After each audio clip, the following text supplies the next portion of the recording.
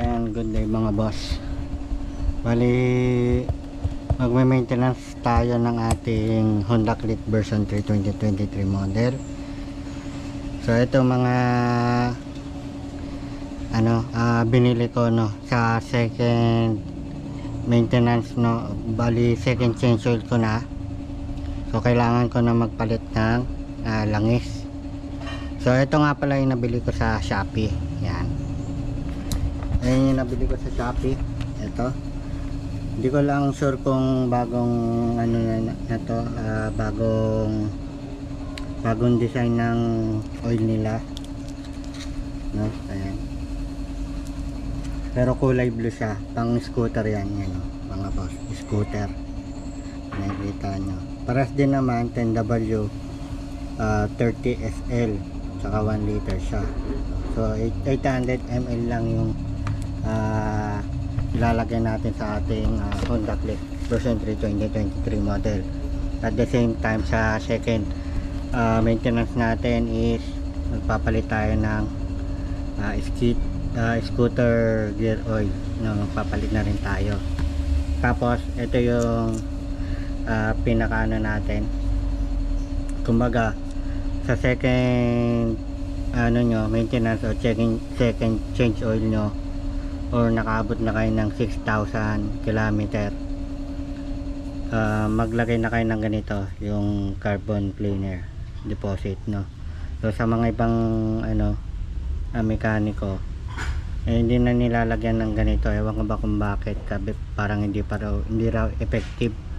So syempre bakit ginawa yung carbon cleaner, itong Honda mismo, Honda mismo ang gumawa para sa ating mga scooter, na fuel injected. Yan. So tignan natin yung odo ko, ito. Pakita ko sa inyo yung odo ko. Yan, bali yung odo ko is 5,000 km, dapat 5,000 na yan. Ngayon may nakasulat na change oil, nakaset yan ng 5,000, umabot na lumpas na ng 600 km. So ngayon pa lang ako ngayon pa lang ako mag-change oil yan, at saka yung gear oil. So inahin muna natin yung carbon itong carbon cleaner. Ito, so kailangan nito is full tank. Yan, pakita ko sa inyo. Nagpa-full tank ako kagabi. Ayan, full tank. So kailangan nito full tank. Nakalagay dito is nakalagay dito sa likod, every 3,000 km or after 3 months ay gumamit kayo ng ganito, every 3,000 km. So pwede nang gumamit ng kayo ngayon, tapos after 3,000 km gagamit ulit kayo ng ganito, para sa maintenance ng carbon cleaner o carbon deposit, para umaba yung buhay ng ating Honda Click, yan. So tapos paano ba to gamitin? Nakalagay naman dito, yan, add fuel tank refueling. Yan, do not yung empty tank, wag nyo ilalagay ng konti lang yung laman ng gasolina ng ating Honda Click. So ilalagay na natin itong carbon cleaner. So, may takip pa siya, ito natin yung takip.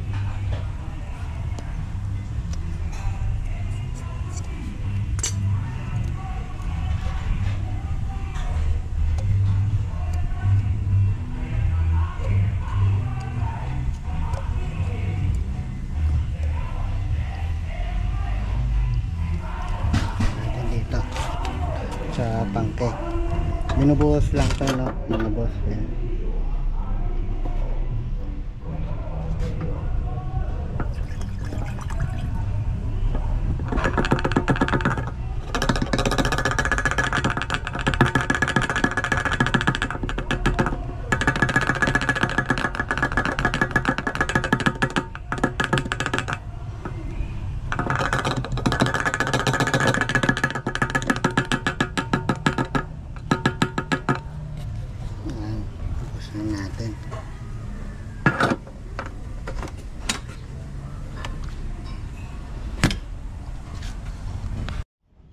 So yun mga boss, ganun lang kadali yung ano, yung sa carbon cleaner. No, sa lahat ng ano yung binili ko, check nyo na lang sa Shopee. Hindi ko na ilalagay yung link. Search nyo na lang ganito kasi iba-iba naman yung presyo. Yan, carbon cleaner. Ang bili ko dito is 100 plus lang, 100 plus, no? So, ganun din sa mga kasa, 100 plus din yung presyo na ito. Yung ganitong carbon cleaner, no? Yan. So mag-change oil naman tayo. Ayan, dito. Change oil muna. Bubuksan ko muna, titignan ko kung ano ba itsura nung 4,000 km, no? Kasi 1 to tayo nung nakaraan 1 to 1,200 km yung pina-change oil ko. Tapos check naman natin ngayon kung anong kulay nung 4,000 km yung ating ano, kasi dapat every 3,000 km ako magpapa-change oil, kaya lang inabot ng 4,000 mahigit na, no? Yan, so check natin kung ano ba yung kulay, kung maitim ba o good pa yung kulay niya.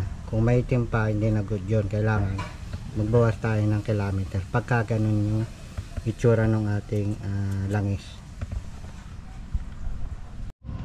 Ay mga boss, ganyan na yung kulay, maitim siya, no? Ayun, napapansin nyo, ayan, maitim na talaga siya.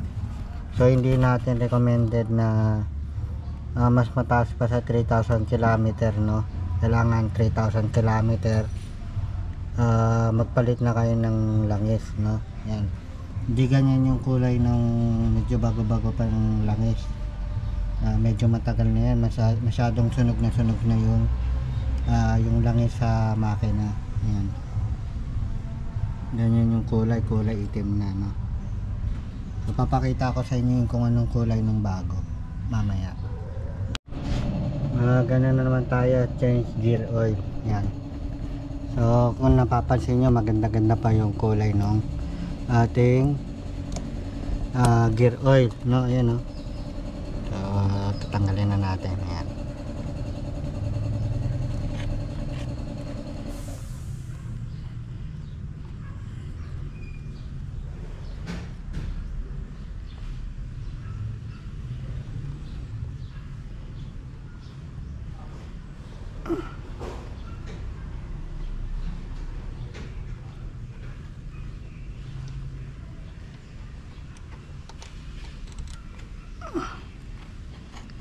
yan, maganda-ganda pa rin, oh, mga boss, oh. Hindi siya masyadong itim. So ito nga pala yung ginamit ko na JBT na racing na gear oil. Ayan, oh. So maganda pala yung oil ng ano, JBT. So pero ang inano ko is yung ano muna, original na Honda muna, no? Yun muna, pero susunod JBT na ulit tayo. Yan,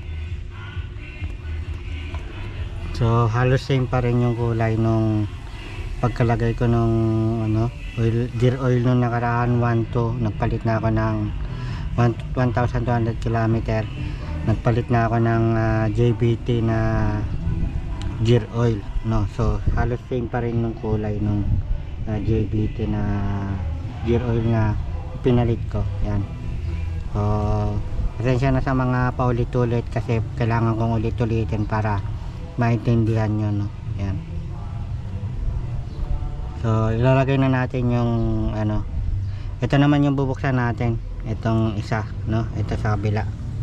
So kailangan hindi kayo magkapalit ng tornilyo. Pag nagkapalit kayo ng tornilyo, ewan ko kung saan yung may mahaba dyan, tatagos dito sa ano at magkakaroon ng leak, mabubutas siya, no? Yan, so palitan na natin ng gear oil. Dali, pons muna ako. Bali na mga boss, ilalagay na natin yung gear oil. Ito, so meron akong ano, video na yung paglagay ng JBT. So ilalagay ko na lang sa description box, o search nyo na lang sa aking YouTube channel. Meron din ako nun yung kung paano maglagay nun. So So ito, ituturo ko ulit sa'yo kung paano maglagay ng gear oil. So dalawa yung bolts dyan. So dito kailangan nyo bubuksan dito sa kabila, no? Ayan. Tapos dyan nyo dyan ilalagay. So pipigayin nyo lang. Ayan.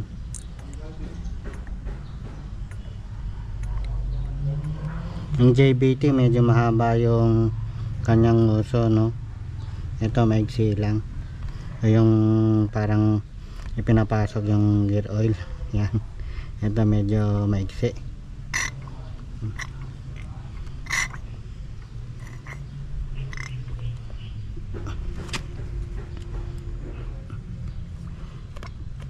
Saka makikita nyo kung napasok lahat ng gear oil. Pero dito parang mahirap, no? Ayan.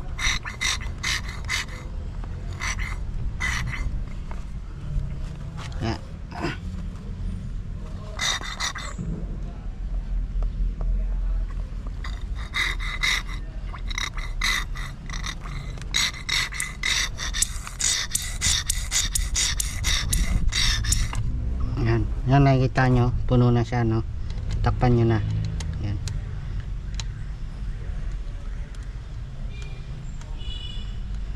So kulay dilaw pala yung kanyang gear oil. Yan. Itong laman nito kulay dilaw.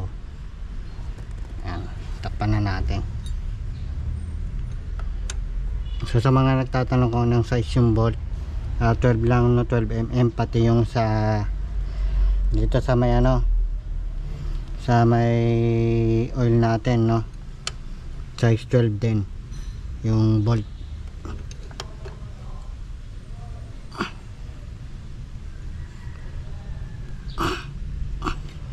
Sa pagkikpit, pagka hindi na siya umiikot o hindi na huwag nyo nang persahin. Okay na yan, goods na yan. Okay. Ayan, tapos na ating second gear oil, no? Change second gear oil. Ayan, 120 ml. So doon naman tayo sa change oil naman natin.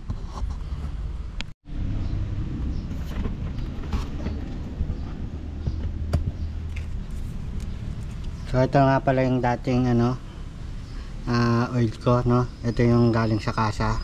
At ito naman yung binili natin. So pares lang naman yung spec nya, no? Ayan, no?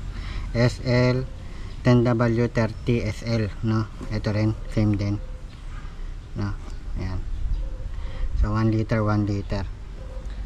So yung 200 sa kasa, yan tip ko rin sa inyo. Kunin nyo yung 200, no? Tapos ito, yung 200 na ito, ipagsalin nyo, magiging 400 na.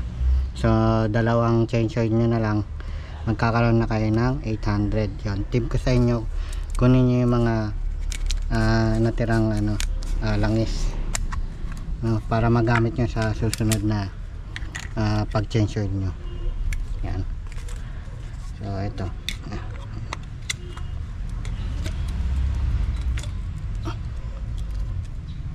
so nakalagay naman dito is 800. Ayan, 8.0 L. So 800 ml yan. Isasalin na natin 800. Magtitira lang tayo ng 200 ml. So sa mga nahihirapan, ito gumawa akong DIY imbudo. Sa mga nahihirapang dyan, magsalin ng langis. Pares lang naman ng kulay dilaw din.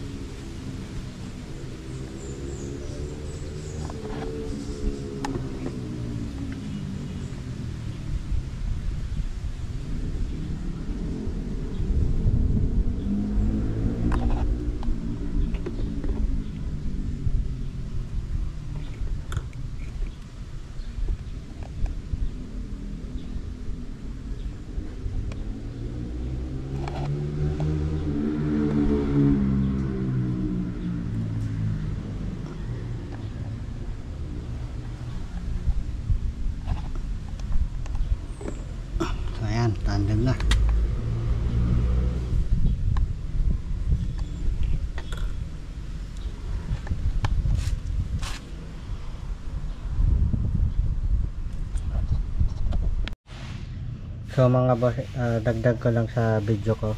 So cut ko muna yung kanina. So ito, isinagan ko nga pala yung langis na pinagpalitan natin, no? Yan, yung langis na tinanggal natin sa ating scooter na Honda Click.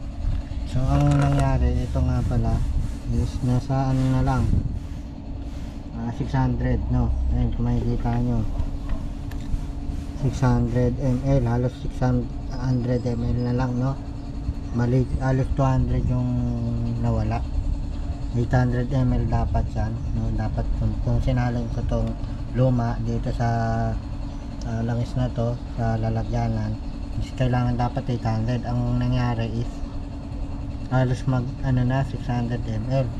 So hindi talaga recommended na kumbaga 4,000 km yung tinakbo nito, lalo na siguro kung papatagalin pa natin ng kilometer, no? Sabihin na natin 6,000 km. So hindi talaga pwede kasi matutuyuan tayo ng langis. So kailangan yung recommended is 3,000 km, no?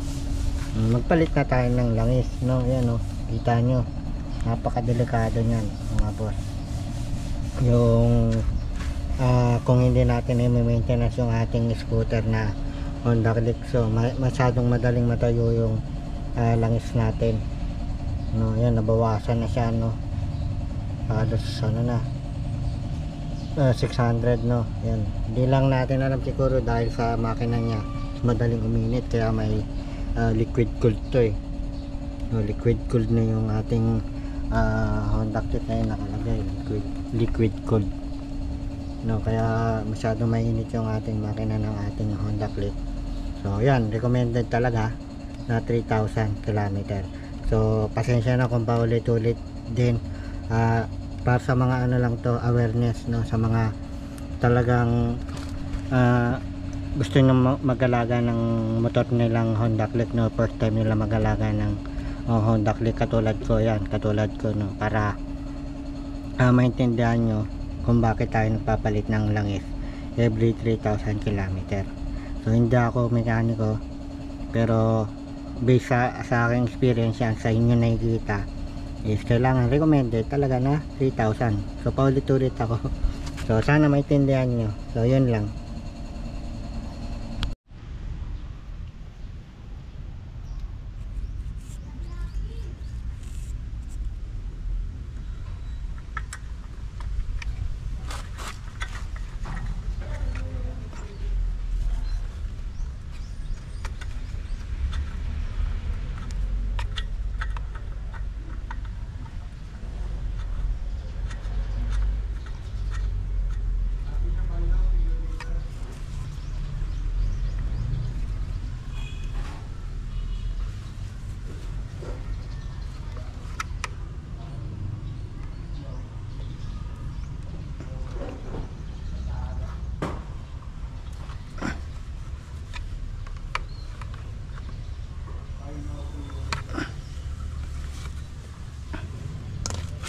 So yun guys, tapos ililipat na natin yung natira natin, no? Dito na lang sa bagong lalagyanan natin. Ito yung 200 ml. Yan. So parehas din ng kulay. Yan. Kulay dilaw din, no? Ayan, no?